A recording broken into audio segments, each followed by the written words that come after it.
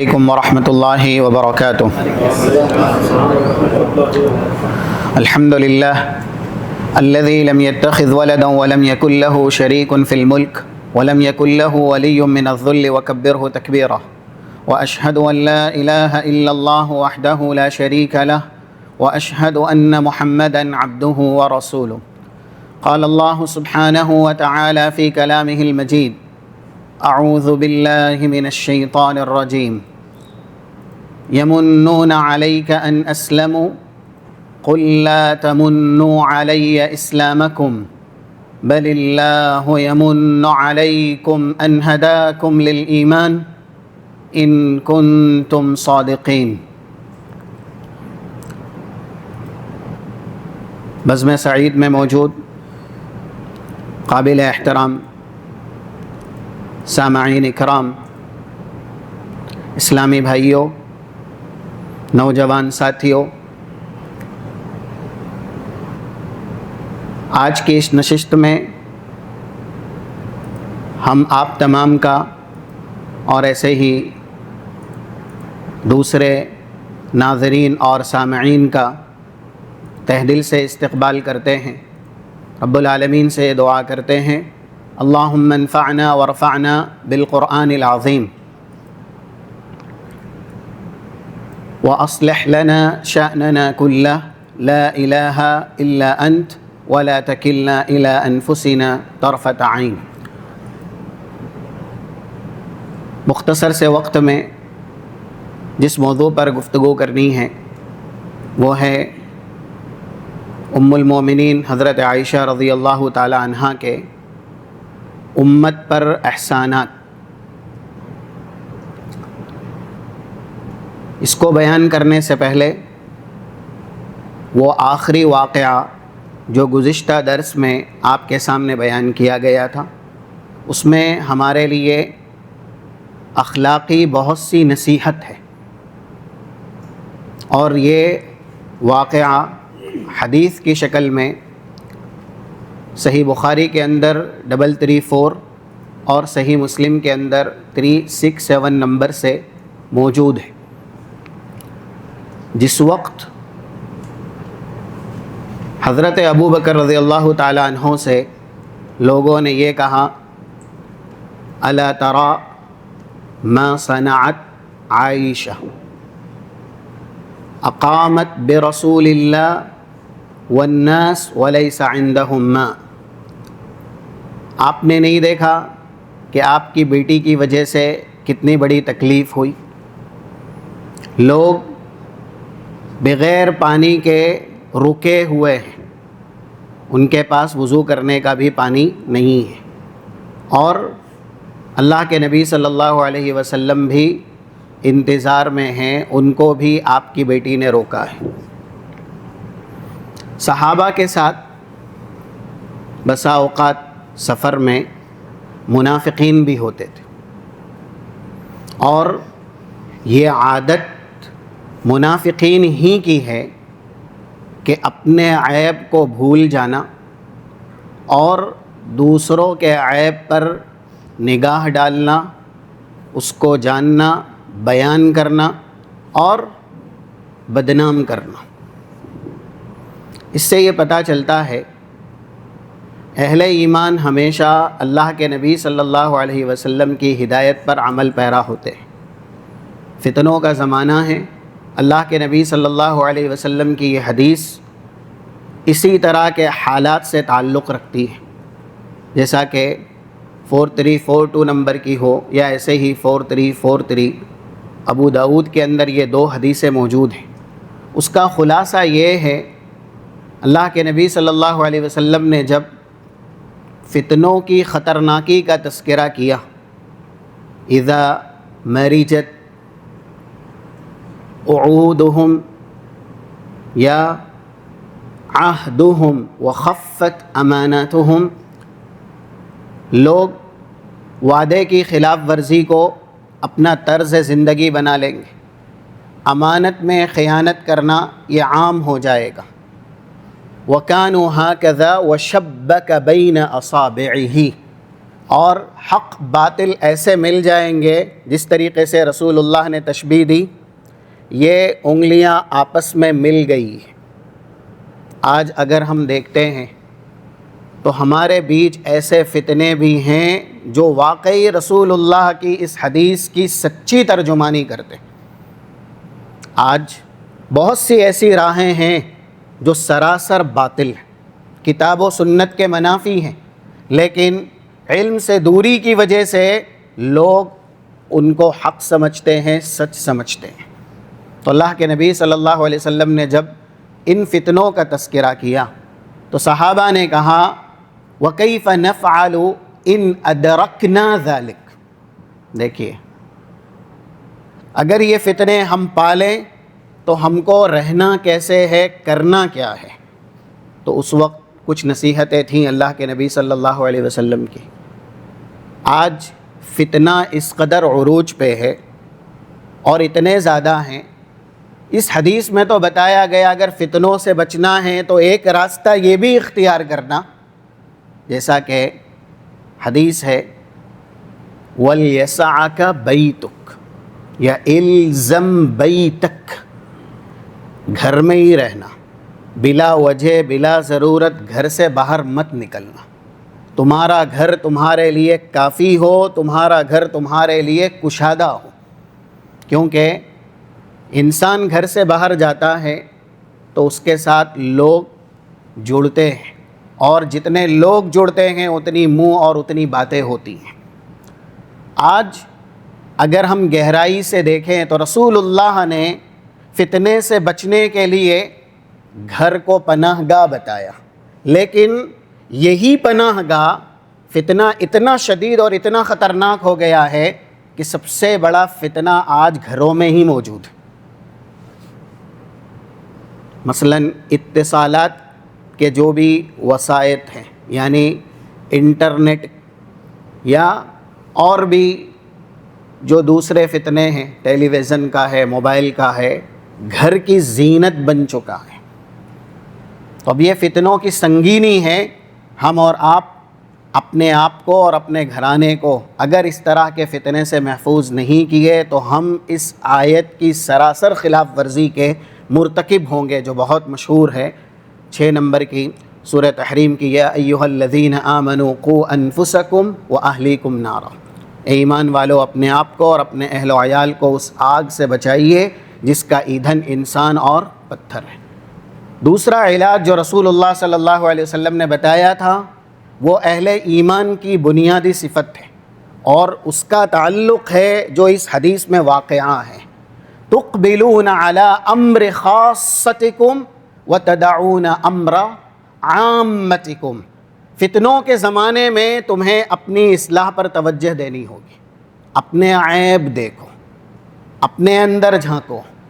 اگر انسان بیمار ہے اور سخت ترین بیمار ہے تو بیماری کا درد اس کو لاحق ہے، وہ اپنی بیماری میں رہے گا، اپنے درد کو دیکھے گا، یا پھر دوسرے بیمار کی چیخ کو سنے گا، اس کے درد کی طرف متوجہ ہوگا۔ ہم اور آپ یہ مثال اچھے سے سمجھ گئے ہوں گے، ہر بیمار اپنے درد میں کراہتا ہے، بیماری میں خود کا درد محسوس کرتا ہے۔ ویسے ہی اگر ہم دینی اعتبار سے، ایمانی اعتبار سے کمزور ہیں، ہماری روح بیمار ہے، اس کے اندر کمیاں ہیں، تو یہ درد ہمیں سب سے زیادہ ہونا چاہیے۔ ہم دوسروں کی اصلاح کی طرف، یہ سدھر جائے تو ہم یا پوری دنیا سدھر جائے، یہ اپنے آپ کو بدل لے تو پوری دنیا ایسی ہو جائے۔ آج لوگ اوروں کے بارے میں، لوگوں کے کردار کے بارے میں گفتگو کرتے ہیں اور اپنے آپ کو بھول جاتے ہیں۔ یہی بات کچھ لوگوں نے کہی حضرت ابو بکر رضی اللہ تعالیٰ عنہ سے کہ آپ کی بیٹی نے لوگوں کو روک دیا، رسول اللہ کو روک دیا، یعنی وہ یہ بھی نہیں سمجھے کہ کس کے بارے میں بول رہے ہیں، کس سے بول رہے ہیں۔ اور دوسری طرف صحابہ اکرام ہیں، اسید ابن حضیر ہیں، جو کہتے ہیں کہ یہ رکنا ہمارے لیے بہت بڑی برکت ہے، ما ہی برکت یا ما ہی باول برکتکم یا آل ابی بکر، ابو بکر رضی اللہ تعالیٰ عنہ کے گھرانے سے یہ برکت ہم کو ملی کیسے کہ جب لوگ پوری رات وہاں رکے رہے، فجر کی نماز کا وقت ہو گیا، لوگوں کے پاس پانی نہیں تھا، تو اللہ نے اس موقع پر تیمم کی آیات نازل کی۔ یہ برکت ہی ہے نا۔ اگر پانی نہیں ہے تو آپ تیمم کیجئے، سہولت ہے، آسانی ہے۔ اور یہ حکم کب آیا؟ جب وہ واقعہ پیش آیا۔ یعنی صحابی کہہ رہے ہیں اگر ہم یہاں پر رکتے نہیں کسی وجہ سے جو ہار گم ہو گیا تھا تو رات گزرتی نہیں، فجر کی نماز کا وقت ہوتا، پانی لوگوں کے پاس نہیں ہوتا تو آیت تیمم کا نزول نہیں ہوتا۔ اس لیے انسان تاخیر کے اندر بھی خیر کو تلاشے۔ قرآن کی آیت ہے 216 جو سورہ بقرہ کی ہے، وَعَسَىٰ أَن تَكْرَهُوا شَيْئًا وَهُوَ خَيْرٌ لَكُمْ۔ کچھ چیزیں جو تمہیں ناپسند ہوتی ہیں لیکن وہی تمہارے حق میں بہتر ہوتی ہیں۔ لفظ تاخیر ہے نا، ہم لکھتے ہیں اسی کے اندر خا یا را، خیر یہ لفظ چھپا ہوا ہے۔ اب یہ تاخیر ہوتی نا تو آیت تیمم کا نزول نہیں ہوتا۔ اور صحابی جن کے پاس علم ہے، جن کی تلاوت پر آسمان سے فرشتے اترا کرتے تھے، وہ خود بیان کر رہے اپنی زبان سے کہ یہ آل ابو بکر کی برکت ہے جو اہل اسلام کو ملی ہوئی ہے۔ یعنی تا قیامت تیمم یہ امت محمدیہ کے لیے اللہ نے بطور سہولت رکھا ہے، تو اس کی وجہ ہے حضرت عائشہ کا تاخیر کرنا، کسی بھی وجہ سے وہ تاخیر ہوئی ہو، وہ سب اسباب اللہ نے بیان کیے ہیں۔ تو اس واقعے سے یہ پتہ چلتا ہے کہ زبان کو دراز نہیں کرنا چاہیے، لوگوں کے عیب پر زبان نہیں کھولنی چاہیے، اپنی اصلاح کی طرف فکر کرنی چاہیے۔ اور دور حاضر کا یہ بہت بڑا تقاضا ہے، ہم نہ دیکھیں کہ یہ حاکم ہے، یہ بگڑ گیا ہے، یہ صحیح ہو جائے گا تو دنیا صحیح ہو جائے گی۔ حکمرانوں کے بارے میں، عمراء کے بارے میں، سرداروں کے بارے میں، علماء کے بارے میں، لوگ پنج وقتہ نمازی نہیں ہے لیکن امام حرم کے سلسلے میں گفتگو کرتے ہیں کہ ان کا چہرہ ایسا ہے، ان کی قرت ایسی ہے، ان کا کردار ایسا ہے، نعوذ باللہ۔ آپ کون ہیں؟ آپ پہلے اپنا مقام طے کیجئے، اپنے آپ کو دیکھیے۔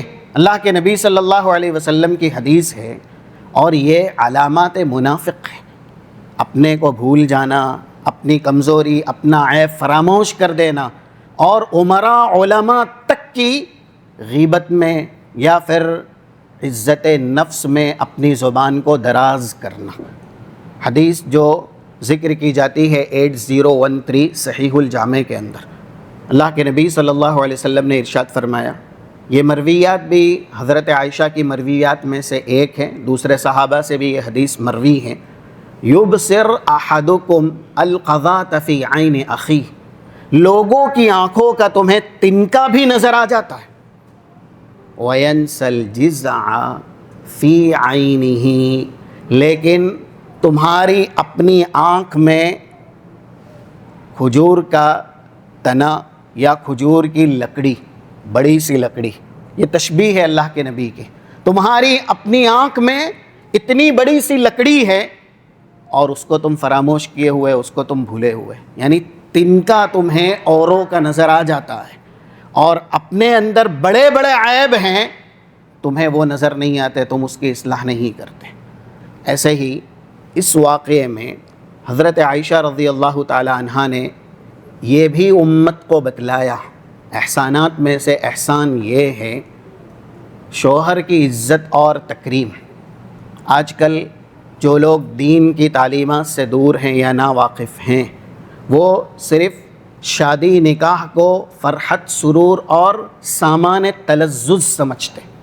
شادی تو ایک خوشی کا موقع ہے اور خوشی کی حد تک شادی کو رکھتے ہیں۔ ذمہ داری جو شادی کے ذریعے انسان کے دوش ناتواں پر شریعت نے رکھی ہے، اس ذمہ داری سے ہم دیکھتے ہیں کہ زیادہ تر نوجوان قاصر ہیں، ادا کرنے سے دور ہیں۔ تو اسے بیان کیا گیا۔ اللہ کے نبی صلی اللہ علیہ وسلم کی ایک حدیث ہے، غزوہ احد کا معرکہ تھا، مستدرک حاکم کے اندر 5095 یہ نمبر ہے، جو کتاب ہمارے پاس ہے اس میں یہ نمبر دیا گیا ہے۔ اللہ کے نبی صلی اللہ علیہ وسلم نے غزوے سے پہلے ایک تلوار لہرائی صحابہ کے بیچ میں اور کہا من یاخذہ عنی، یہ تلوار کون لے گا؟ رسول اللہ کی ہے، رسول اللہ دینا چاہتے ہیں۔ اب جو صحابہ تھے بسطوا ایدیہم، سبوں نے ہاتھ کھڑے کیے، انا انا انا، اللہ کے نبی ہم لیں گے ہم لیں گے۔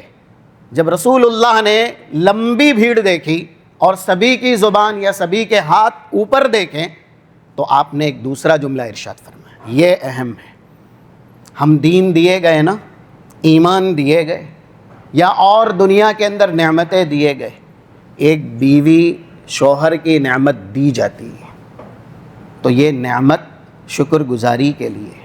زیادہ تر خواتین کا دوزخ میں جانے کا سبب جو حدیث میں بیان ہوا ہے اس میں سے بنیادی سبب ہے یکفرن العشیر، 79 صحیح مسلم کی حدیث ہو، یا اسی طریقے سے 885 یہ بھی صحیح مسلم کے اندر، یا 1000 نمبر کی یہ بھی صحیح مسلم کے اندر، یکفرن العشیر، شوہروں کی ناشکری کرنا، ناقدری کرنا، اور آپ کو کوئی نعمت دی گئی ہے اس نعمت کی ذمہ داری آپ ادا نہ کریں۔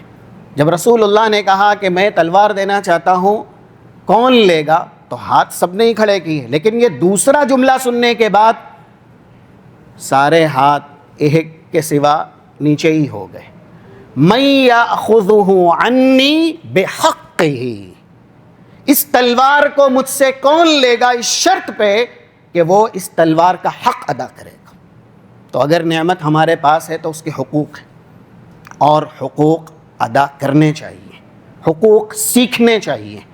حضرت عائشہ رضی اللہ تعالی عنہ وہ خود کہتی ہیں کہ نام رسول اللہ واضعا رأسہ علی فخذی، رسول اللہ سوئے ہوئے تھے میرے پیروں پر، اور جب والد محترم نے مجھے سرزنش کی فجعل یطعننی بیدہ فی خاصرتی، وہ مجھے سرزنش کر رہے تھے، سزا دے رہے تھے کہ تمہاری وجہ سے لوگ باتیں کر رہے ہیں، مجھے سنا رہے ہیں، اور رسول اللہ صلی اللہ علیہ وسلم بھی تکلیف میں ہیں، تو لا یمنعنی من التحرک الا مکان رسول اللہ، مجھے پتا ہے کہ شوہر کا مقام کیا ہے اور کون سویا ہوا ہے، اس لیے میں ایسی شدت کی حالت میں بھی ہل نہیں سکی کہ کہیں میرے ہلنے سے رسول اللہ کی نیند میں تکلیف یا خلل نہ ہو جائے۔ سکھایا، بتایا کہ جو خواتین شوہر کی نعمت سے مالا مال ہیں، اور یہ بہت بڑی حقیقت ہے، ان خواتین کو جا کے پوچھا جائے، کیونکہ سماج کا ایک حصہ ہے، ہمارے گھرانے کا بھی حصہ ہے، ہم اور آپ اس طرح کے حقائق سے اچھی طرح واقف ہیں۔ دنیا میں سب سے زیادہ مظلوم خاتون وہ ہوتی ہے جس کا شوہر دنیا سے چلا جاتا۔ شوہر کی نعمت بہت بڑی نعمت ہے۔ تو رسول اللہ اپنی حدیث میں بیان کر رہے ہیں کہ اگر کوئی نعمت آپ کو لینی ہے تو پہلے اس کے حقوق جانیے، کیونکہ حق ادا کرنے پڑیں گے اگر نعمت آپ کے پاس ہے۔ جیسا کہ آپ نے اپنی تلوار کے تعلق سے کہا کہ اس کا حق ادا کرنے کی غرض سے مجھ سے یہ تلوار کون لے گا، تو ابو دجانہ نام یہ لقب ہے، سمک صحابی، فقامہ کھڑے ہوئے، فانا آخذ، اللہ کے نبی میں اس تلوار کو اس کا حق ادا کرنے کے ساتھ لوں گا۔ باقی جتنے بھی ہاتھ تھے سب نیچے ہو گئے، وہی اکیلے صحابی کھڑے رہے اور انہوں نے کہا اللہ کے نبی مجھے دیجیے۔ اور اس کے بعد حدیث کا آخری جملہ ہے فَفَلَقَ فِي حَامَ الْمُشْرِكِينَ، اس طرح کے جملے ہیں کہ انہوں نے غزوہ احد میں جو کارنامہ کیا وہ سب سے بہترین کارناموں میں سے ایک تھا، اس لیے کہ اللہ کے نبی صلی اللہ علیہ وسلم سے کہا تھا کہ میں آپ کی اس تلوار کا حق ادا کروں گا۔ تو ایک واقعہ ہے خواتین کی اصلاح کے لیے، کیونکہ یہ ہمیں سننا ضروری ہے تاکہ ہم ہمارے گھرانے میں جو بھی خواتین ہم سے جڑی ہوئی ہیں ان کو بتا سکیں۔ اور یہ واقعہ بالکل مستند صحیح حدیث کے اندر موجود ہے، ایسا نہیں کہ اس میں کوئی ضعف ہے۔ 1934 صحیح الترغیب کی حدیث ہے۔ اللہ کے نبی صلی اللہ علیہ وسلم کے پاس ایک بیٹی بھی آئی اپنے والد کے ساتھ، ان کے والد بھی تھے۔ والد نے شکایت کی بیٹی کے تعلق سے کہ یہ بیٹی شادی کرنے سے منع کرتی، میں نے انہیں بہت بار کہا کہ آپ شادی کر لیں۔ تو اللہ کے نبی نے شروع میں بیٹی سے کہا اطیعی ابک، اپنے والد کی اطاعت کیجیے، یعنی وہ کہہ رہے ہیں شادی کر لیجئے تو کر لیجئے۔ بیٹیوں کی پرورش دینی ہو تب اس طرح کی سوچ اور اس طرح کی گفتگو زبان پہ آتی ہے۔ اللہ کے نبی صلی اللہ علیہ وسلم سے وہ خاتون کہتی ہے والذی بعثک بالحق، قسم ہے اس ذات کی جس نے آپ کو حق کے ساتھ مبعوث کیا، آپ مجھے یہ بتائیے ما حق الزوج علی الزوجہ، میں اس سے پہلے شادی نہیں کروں گی جب تک کہ میں آپ کے زبانی یہ نہ جان لوں کہ ایک بیوی پر شوہر کا حق کیا ہے۔ تو جب رسول اللہ سے وہ خاتون سیکھ رہی ہے اور سوال کر رہی ہے کہ آپ بتائیے کہ شوہر کا حق بیوی کے اوپر کیا ہے، جب آپ بتائیں گے اس کے بعد ہی میں فیصلہ کروں گی کہ مجھے شادی کرنی ہے یا نہیں کرنی ہے۔ جو الفاظ ہیں نا حدیث کے، ہم تصور بھی نہیں کر سکتے۔ اللہ کے نبی صلی اللہ علیہ وسلم نے مثال دی، لو كانت به قرحة من مفرق رأسه الى قدمه، اگر شوہر کے سر میں بیچ سر میں زخم ہوا اور زخم گہرا ہے، یہاں تک کہ کچھ الفاظ ہیں کہ خون بہت زیادہ بہہ گیا اور خون کے ساتھ جو پس وغیرہ ہے وہ بھی نکلا، فَأَقْبَلَتْ زَوْجَتُهُ وَابْتَعَلَتْ، وہ پورا خون اور وہ پورا زخم جو سر سے لے کر کے پیر تک ہے، ایک خاتون متوجہ ہو اور اس کو یعنی فلاحست تھا، اگر زبان سے چاٹ لے اور صاف کر دے، یعنی یہ کام کوئی کر نہیں سکتا، عزت نفس بیچ میں آ جائے گی۔ اور شوہر بیوی کے بیچ میں جو حقوق ادا کرنے ہیں، بیوی کو شوہر کے، شوہر کو بیوی کے، زیادہ تر شیطان بہکانے کے لیے عزت نفس کو دیوار بناتا ہے کہ نہیں یہ آپ کی عزت کے خلاف ہے، یہ آپ کے مقام کے، یہ آپ کے شان کے منافی ہے، آپ اسے نہیں کر سکتے۔ رسول اللہ نے یہاں پر حکمت والی گفتگو کی ہے، کون کر سکتا ہے؟ انسان اپنا زخم اگر دیکھتا ہے، اس کی بدبو سے اسے نفرت آتی ہے، اس کی بدبو سے اسے کراہت محسوس ہوتی ہے، لیکن رسول اللہ صلی اللہ علیہ وسلم کہہ رہے ہیں اگر ایسا ہو کہ شوہر کا زخم سر سے لے کر کے پیر تک خون اور پیپ کی شکل میں بہہ رہا ہے، اس کی بیوی زبان سے چاٹ کر کے صاف بھی کر لیتی ہے، ما ادت حق، تو بھی وہ اس کا حق ادا نہیں کر سکتی۔ اور اس کے بعد آپ نے کچھ کلمات ایسے بھی ارشاد فرمائے، یہ اس سے بھی زیادہ ہے، کیا وَلَوْ كُنْتُ آمِرًا أَن يُسْجَدَ لِغَيْرِ اللَّهِ أَن تَسْجُدَ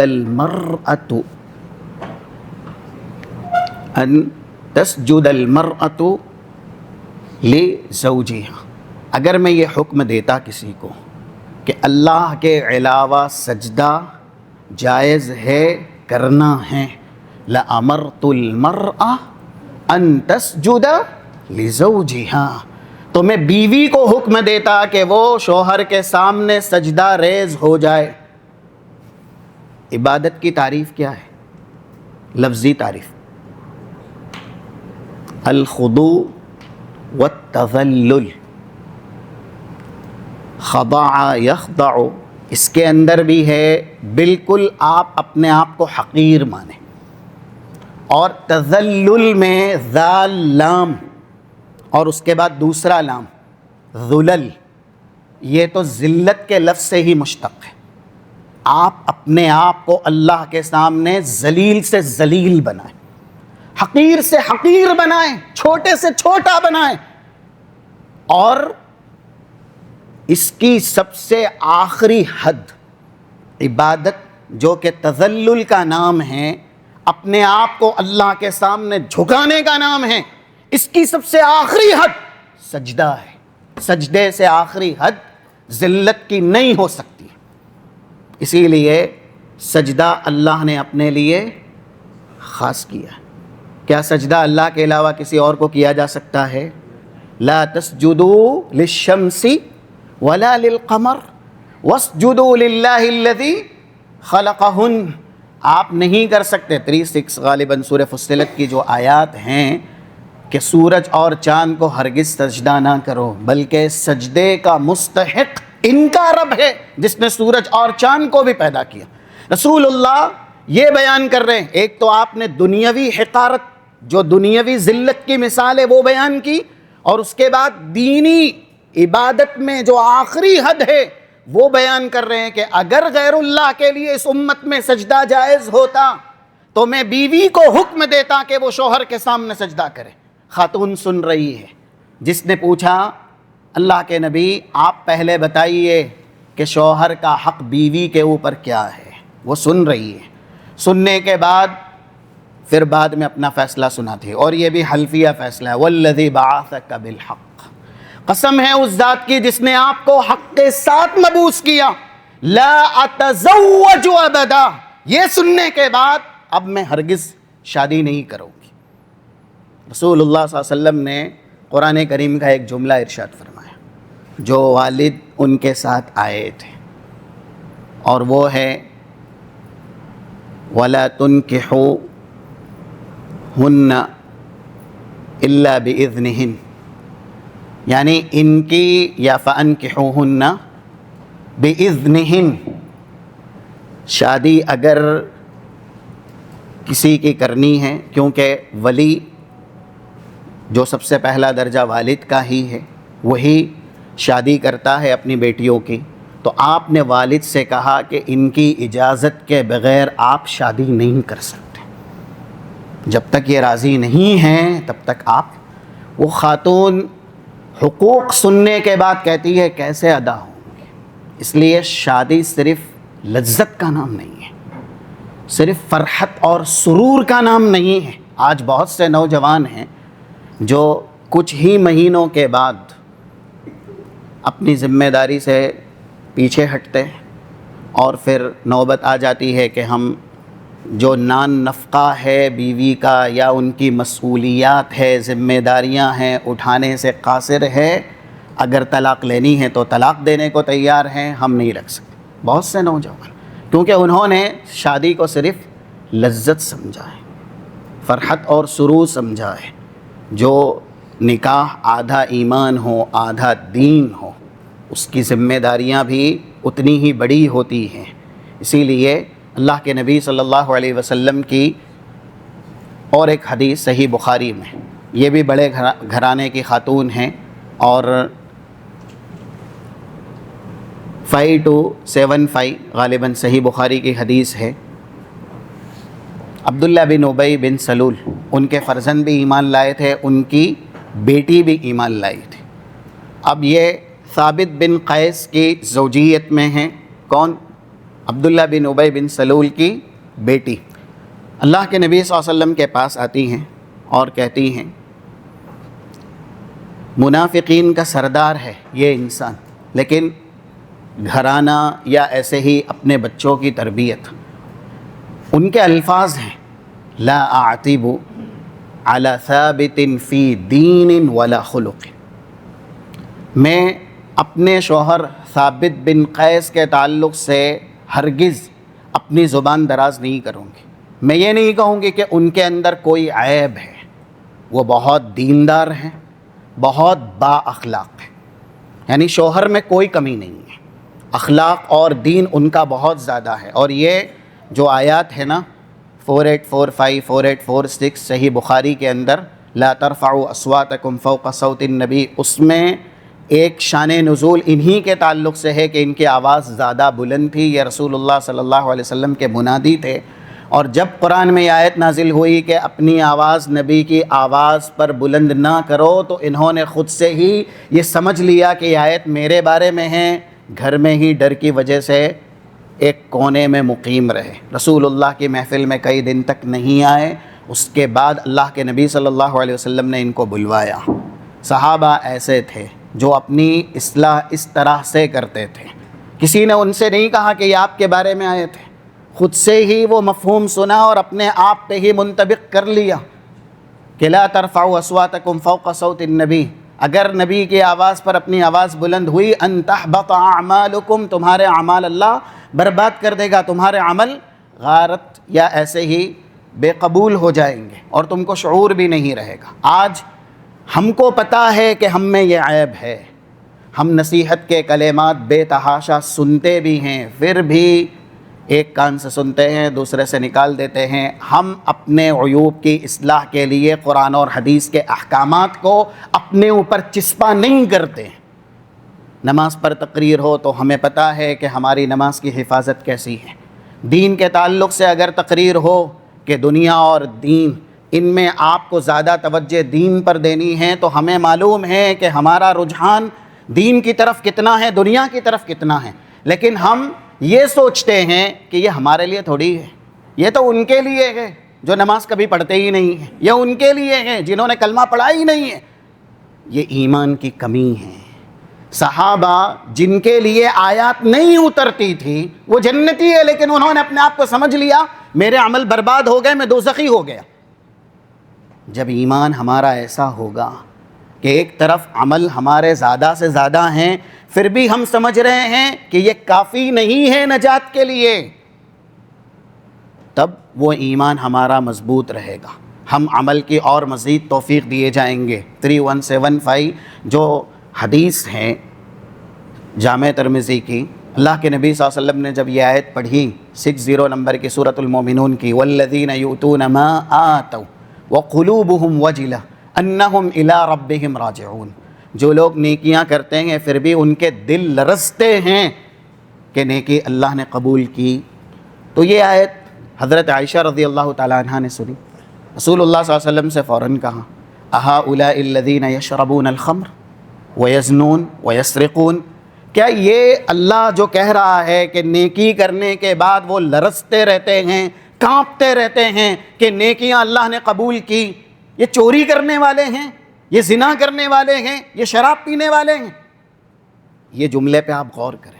حضرت عائشہ پورے صحابہ میں سب سے بڑی عالمہ فقیہہ ہیں، یعنی پورے صحابہ میں جن کا علم سب سے بلند ہے اس میں سے ایک ہے، ان کو بھی قرآن سمجھنے کے لیے رسول اللہ کی ضرورت ہے۔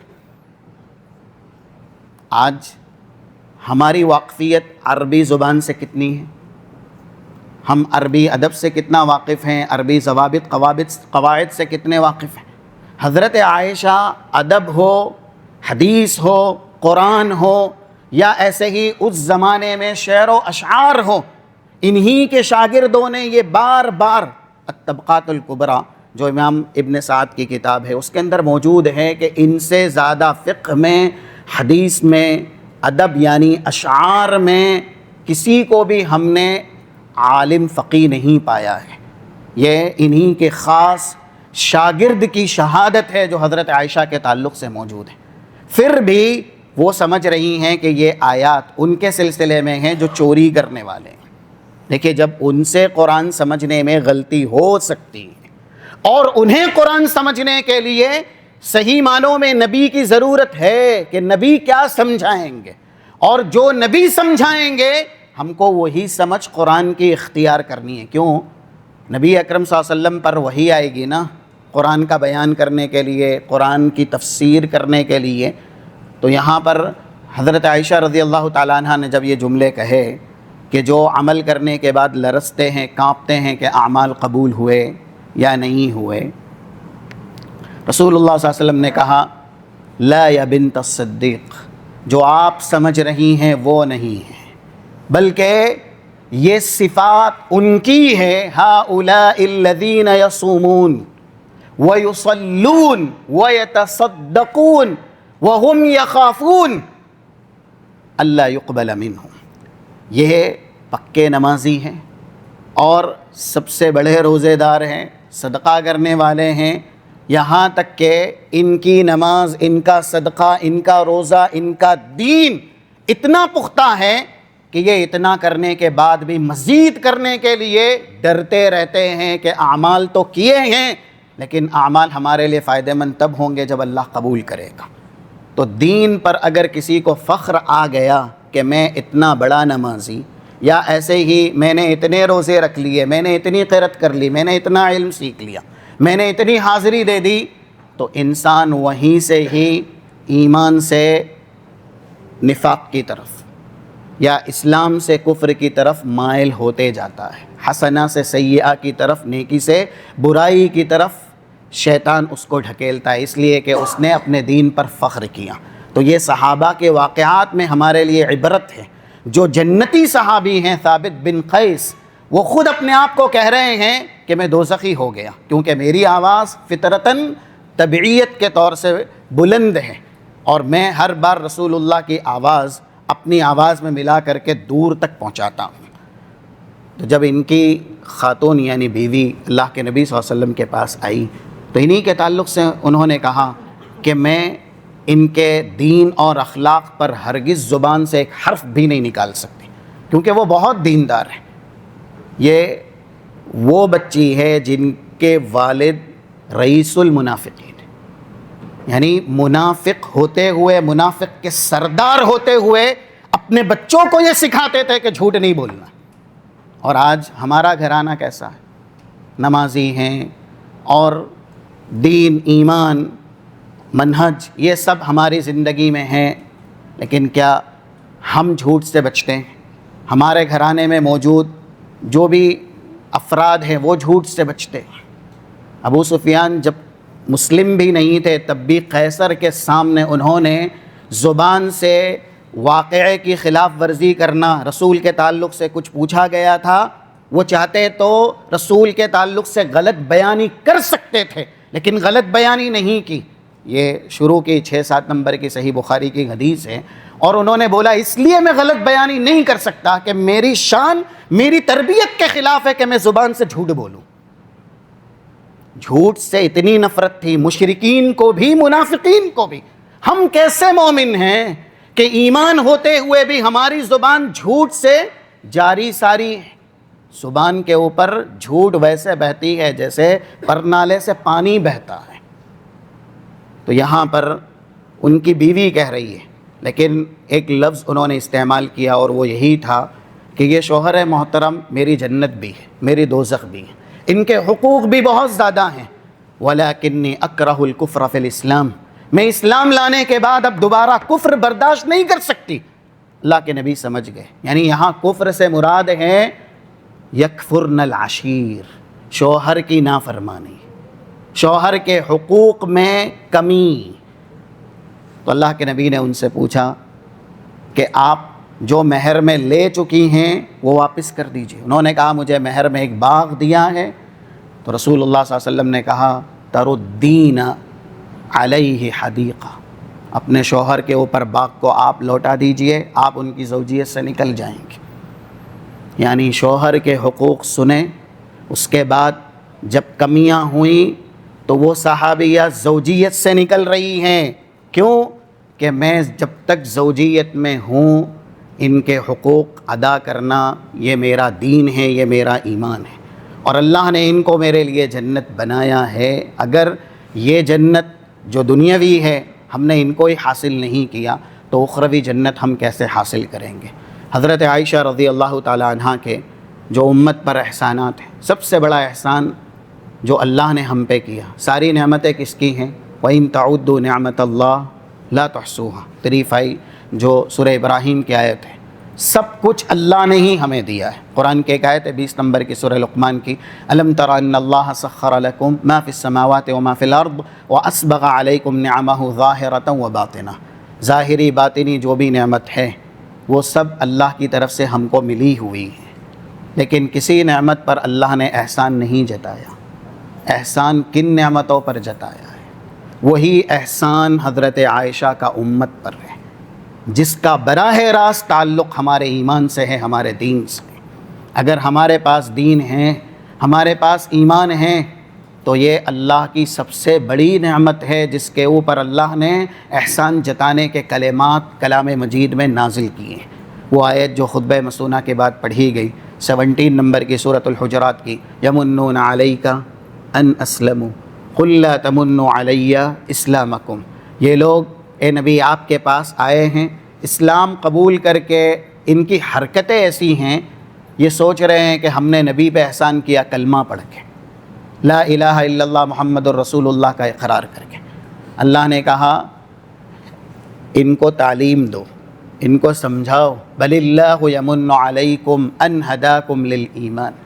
سب سے بڑا احسان اللہ نے تم پہ کیا کہ تمہیں ایمان کی ہدایت سے، نعمت اسلام سے مالا مال کیا۔ اگر ہمارے دنیاوی زندگی میں نعمتوں میں ایمان اور دین ہے تو ہم کامیاب ہیں اور کامراں ہیں۔ دنیا کا سب سے مفلس انسان، سب سے فقیر یا ایسے ہی بے بس لاچار انسان یا ذلیل حقیر انسان، جس کے پاس پوری دنیا ہو، حکومت، بادشاہت، سلطنت تک بھی ہو، لیکن اس کے پاس ایمان کی دولت نہ ہو، اسلام کی دولت نہ ہو۔ یہ ہمارے کلمات نہیں ہیں، یہ رسول اللہ صلی اللہ علیہ وسلم کے کلمات ہیں۔ اس طرح کی حدیثیں اس سے پہلے آپ نے سنی ہیں، لیکن ایمان کی تر و تازگی کے لیے کہ نعمت ہمیں سب سے زیادہ جو ہمارے کردار میں حفاظت کے ساتھ رکھنی ہے، جس نعمت پر سب سے زیادہ شکر گزاری کرنی ہے اور جس کی حفاظت سب سے زیادہ کرنی ہے، وہ کون سی ہے؟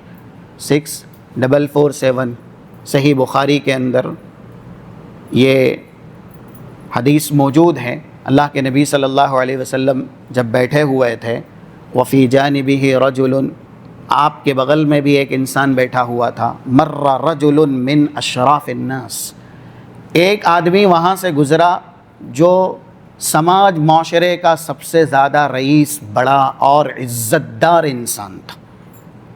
جب وہ گزر رہا ہے تو رسول اللہ بیٹھے ہوئے انسان سے کہہ رہے ہیں، ما رأیک فی ھذا، بتاؤ اس آدمی کے سلسلے میں تمہاری رائے۔ تو پیمانہ جیسے آج کل ہمارا ہے، ساری دنیا کا ہے، اسی طرح کا تھا، لیکن آپ نے اصلاح کی، کہا ان خطب ینکح ھذا حری، یہ اشراف ناس ہے، سب سے زیادہ مالدار، سرمایہ دار، عزت دار انسانوں میں سے ایک ہے۔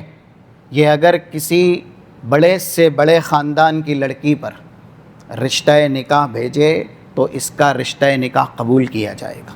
وَإِن قَالَ يُسْمَعْ وَإِن شَفَعَ يُشْفَعْ، اگر یہ بیچ میں کھڑا ہو کے بات کرے تو لوگ اس کی بات پر کان لگائیں گے، اس کی بات کو سنیں گے۔ یہ کسی کے حق میں سفارش کرے تو اس کی سفارش کوئی رد نہیں کر سکتا، کیونکہ سماج معاشرے کا بڑا انسان ہے۔ اس کے پاس دین نہ تھا، دنیا ہے، حسب و نسب بھی ہے، حسن و جمال بھی ہے، اور مال سرمایہ بھی ہے، لیکن دین نہیں ہے۔ اسی وقت یہ اللہ ہی کی طرف سے ہے، مر رجل، ایک ایسا انسان گزرا جو کہ نچلے درجے کا ہے، دنیاوی نہیں ایسے، لیکن اس کے پاس ایمان ہے، دین ہے۔ تو بغل میں بیٹھے ہوئے شخص سے پوچھا، ما رأیک فی ھذا، اب اس کے بارے میں بتاؤ۔ کہا یہ زمانے کا نچلا، پچھڑا ہوا، ذلیل انسان ہے۔ ان خطب لا ينکح وَإِن قَالَ لَا يُسْمَعْ وَإِن شَفَعَ لَا يُشْفَعْ، یہ اگر کسی لڑکی سے رشتہ نکاح کرنا چاہے تو اس کا رشتہ کوئی گھرانہ قبول نہیں کرے گا، اور یہ بات کہے اس کی بات کوئی سنے گا بھی نہیں۔